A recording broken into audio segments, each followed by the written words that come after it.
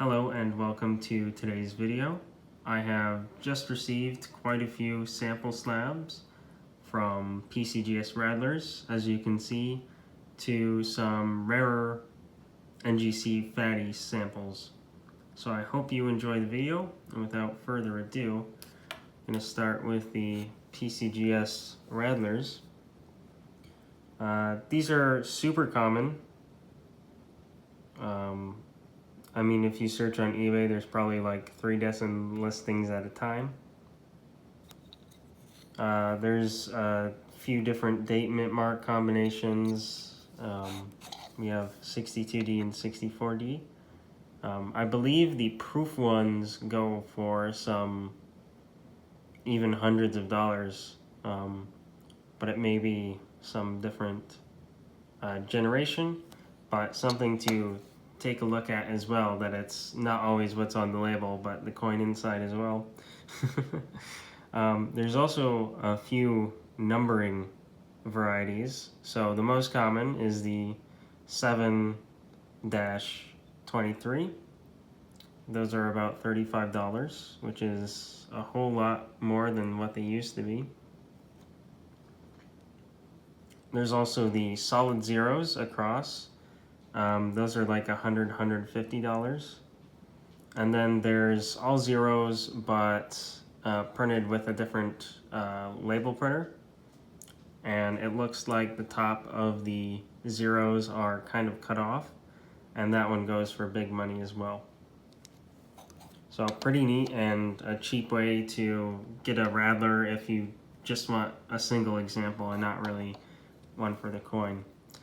This one's a bit strange because of this sticker. This isn't actually printed on the slab, but is a aftermarket sticker from Rufco, who sold a bunch of coins in the 80s. There's a few like Capital Plastic sets that they sold as well, but these are seen on Radlers and doilies. They're pretty sought after. I do not know exactly how much the Radler one goes for, but the Rufco ones add like $200-300, but those are already a couple $100 sample slabs. Pretty neat. Next up is some even more common PCGS OGH samples. These are like $20, and as you can see, PCGS kept with the same cert number. 1, 2, 3, 4, 5, 6, 7, 8, which is different than what NGC does, as you'll see later in the video. And finally, this Kennedy sample. These are actually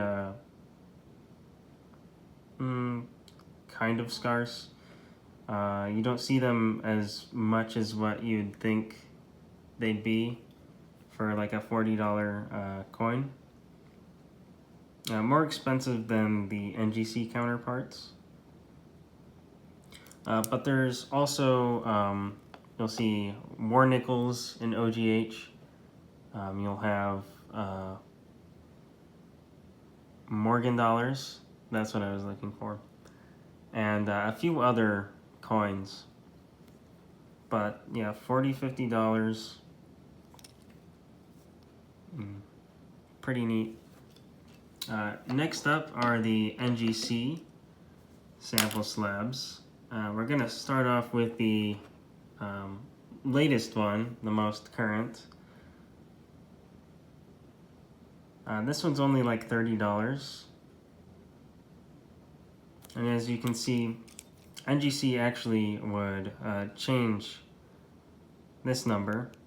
So this is the submission number for when you submit coins, and these are the coin numbers, so whatever was on the line item 1, etc. This one unfortunately has a sticker across, but you can see from behind it does have the hologram. So this is a 6.0. This is right after the barcodes for the fatties. So I'll have to check if that is different price, because it could make a difference. But as it stands, I think it's only like a $30 coin. Next up is one of the earliest NGC sample slabs with some really neat toning. I'm actually super excited about this one. Roosevelt dimes used to be like the only thing I collected. And while I've gotten into cooler coins, I still hold a place in my heart for them. Nice hologram as well. But these are pretty close to 3.0. They did not make any sample slabs with the gold emboss back, unfortunately. But these 1455, etc. are really early. They switched gold embossed around 14, etc. Usually 138 is like the latest I'll see. And 45. So pretty neat. These also come with proof coins in later ones. Those are only like $15, $20. This one is probably the same, but this is definitely a keeper for my personal collection. Next up are some pretty neat ones you don't see too often. Other than the Roosevelt dimes, NGC 4.0, the fatties without the barcode, are pretty hard to find, for me at least. And it's my favorite holder, so.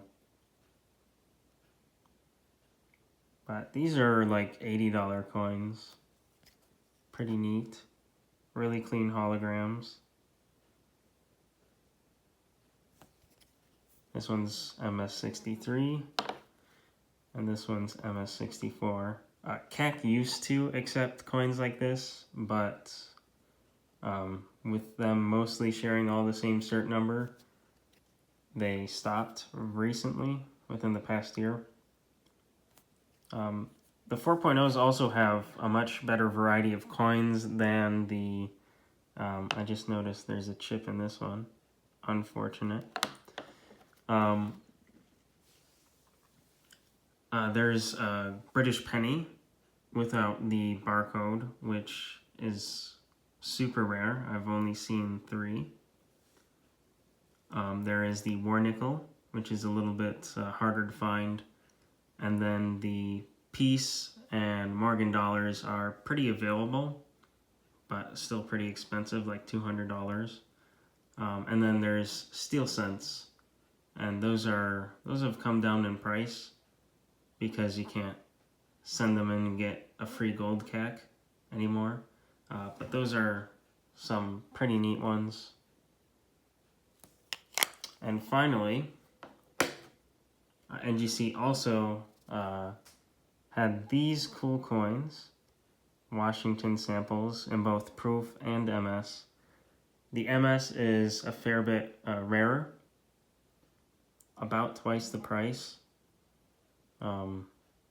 This one, unfortunately, I bought it and the reverse was completely dipped out in paint. Just the entire back half of the slab, complete white paint, couldn't tell anything.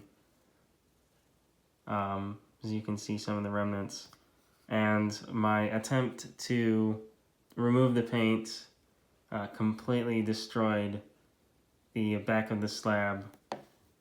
So I cut it in half, and I had a few remaining back halves from some crackouts I did earlier, and just attached it with glue. Looks pretty decent for what it did look like. I mean, you can actually see the back of the coin. Not resellable, and it is a fair bit thicker than your average fatty. But a cool type until I can get a legitimate example. So thank you, David, for this one. Unfortunately, I couldn't save it. But let me know which one was your favorite. I think the Roosevelt dime is pretty cool. I really like the modern coins and NGC fatties for whatever reason. And thanks for watching.